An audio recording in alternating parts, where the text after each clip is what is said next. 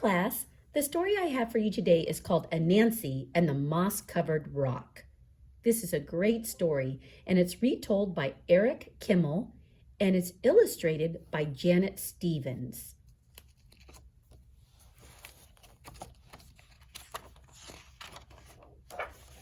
Oh, there is a moss-covered rock. Moss is a type of plant that grows on things when it's very moist, and sometimes rocks will get this moss growing on them. Like in the forest, you'll see that. In a jungle, you'll see that. Here's the title page, Anansi and the Moss-Covered Rock.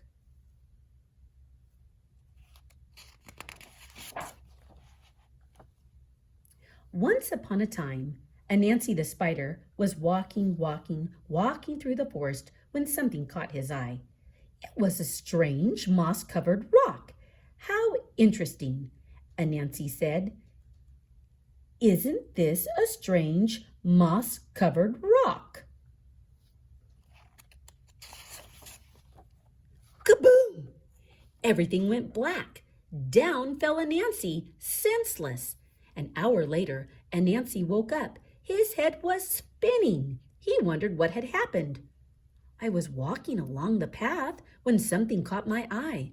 I stopped and said, "Isn't this a strange moss-covered rock?" Kaboom! Down fell Anansi again. But this time when he woke up, an hour later, he knew what was happening. Aha! This is a magic rock. And whenever someone comes along and says the magic words, "Isn't this a strange down he goes." This is a good thing to know, said Anansi, and I know just how to use it. So Anansi went walking through the forest until he came to Lion's house. Lion was sitting on his porch, and at his feet was a great pile of yams. Anansi loved yams, but he was too lazy to dig them up for himself. Anansi said to Lion, "Hello, Lion. It is very hot today. Don't you think so?" "Yes, Anansi, it is terribly hot." "Well, I'm going for a walk in the cool forest. Would you like to come?" "I certainly would," said Lion. So Lion and Anansi went walking through the forest, and after a while Anansi led Lion to a certain place. "Lion, do you see what I see?" "Oh, yes, Anansi. Isn't this a strange moss-covered rock?" Kaboom! Down fell Lion. Anansi ran back to Lion's house and made off with Lion's yams. An hour later, Lion woke up. His head was spinning. Anansi was nowhere in sight, and when he got home, he found that every single one of his yams was gone. Lion was very sad. It's disappointing. But Anansi was very happy. He couldn't wait to play his trick again. Once more, Anansi went walking through the forest. This time he stopped at Elephant's house. Elephant was sitting on his porch, and at Elephant's feet was a great pile of bananas. Anansi loved bananas, but he was too lazy to pick them himself.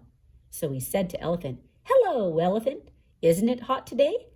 "It is," Elephant agreed. "Well, I'm going for a cool walk in the cool forest," Anansi said. "Would you like to come?" "Well, that sounds nice. Thank you for inviting me, Anansi." So Anansi and Elephant went walking through the forest, and after a while Anansi led Elephant to a certain place. "Elephant, look! Do you see what I see?" Elephant looked. "Yes, I do. Isn't this a strange moss-covered rock?" And kaboom! Down fell Elephant, and Anansi ran back to Elephant's house and made off with all of the bananas. An hour later, Elephant woke up. Her head was spinning. Anansi was nowhere in sight, and when he got home, he found that every single one of his bananas was gone. Elephant was very sad.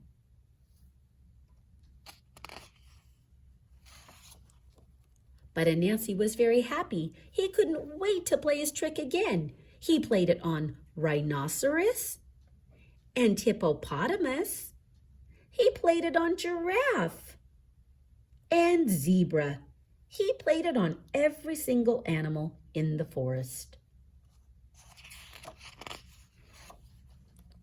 But all this time, watching from behind the leaves, was Little Bush Deer. Little Bush Deer is small and shy and very hard to see. She watched Anansi play his wicked trick again and again on all of the other animals. Little Bush Deer decided that it was time for Anansi to learn a lesson. So Little Bush Deer went into the deep forest to where the coconut trees grow. She climbed a coconut tree and threw down a great many coconuts, and she carried the coconuts home in a basket and set them on her porch.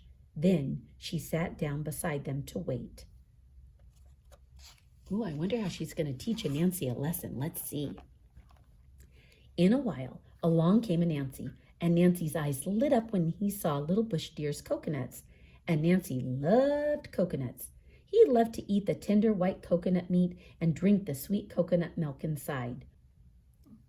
Instead, he said, "Hello, Little Bush Deer. It is so hot today." Little Bush Deer smiled. "It is very hot, Anansi." "I'm going for a walk in the cool forest. Would you like to come?" "Yes, I would," said Little Bush Deer. So Anansi and Little Bush Deer went walking in the cool forest. And after a while, Anansi led Little Bush Deer to a certain place. "Little Bush Deer, look over there. Do you see what I see?" Little Bush Deer knew all about Anansi's trick. She looked. "No, Anansi, I don't see anything." "You must see it. Look very carefully." Little Bush Deer looked. "No, I still don't see anything." Anansi began to get angry. "You must see it. Look over here. Look right where I'm pointing. Do you see it now?" "No, Anansi." Anansi stamped his legs. "You see it. You just don't want to say it." "Say what?" "You know." "Is that what I'm supposed to say?" "Yes." "All right, then I will say it to make you happy. You know," said Little Bush Deer.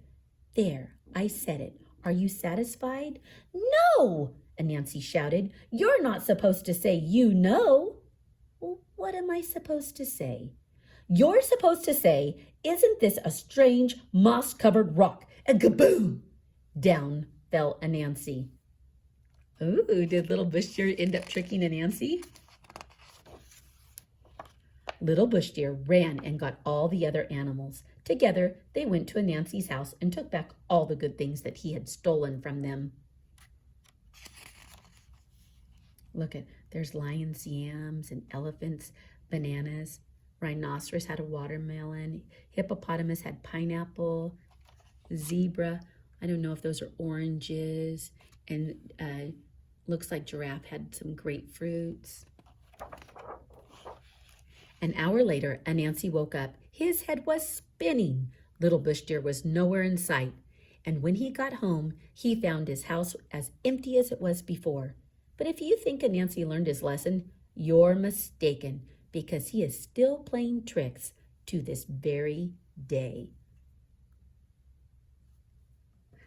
This story makes me think of when my brother used to play tricks on me when I was little. He would take something of mine and I'd be looking all over for it.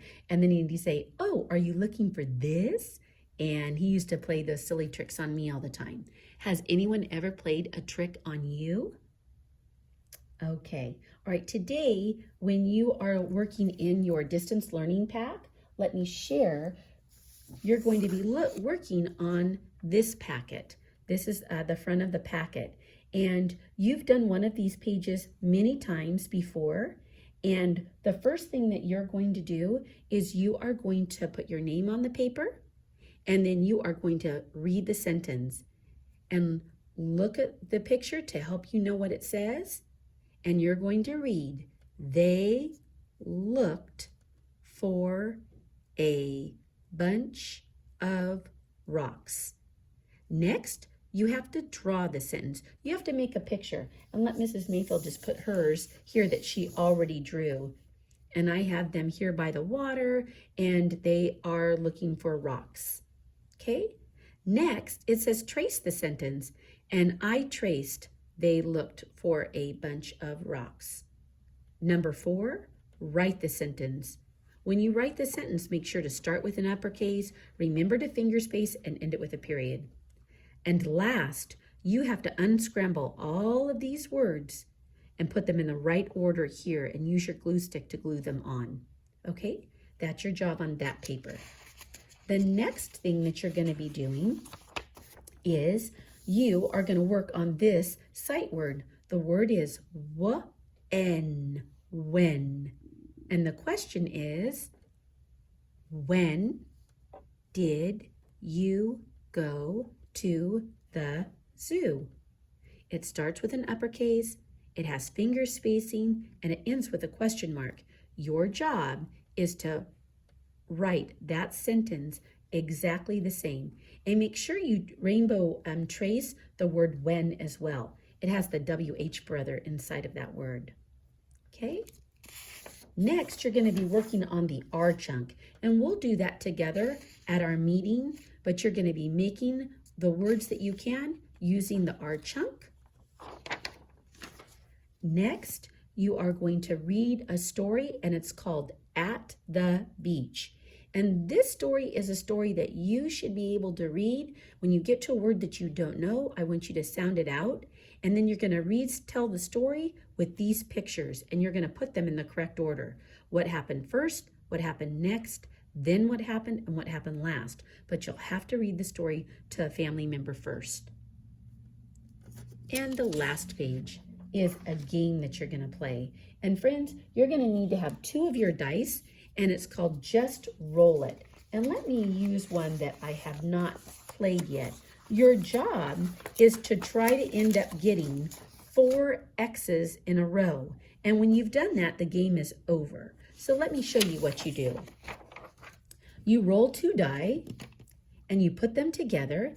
I've got 3, 4, 5, 6, 7. And you take a crayon, and you cross out a number 7, any number 7 that you choose. Then you roll again. Ooh, this time 4 plus 4. I know that 4 plus 4 is 8. Okay, so I'm gonna mark this 8. I'm trying to get 4 in a line. Let me go again. Ooh, I got another 8. 5 plus 3 more is 8. Ooh, do I have any more 8s? Oh, I do, right here.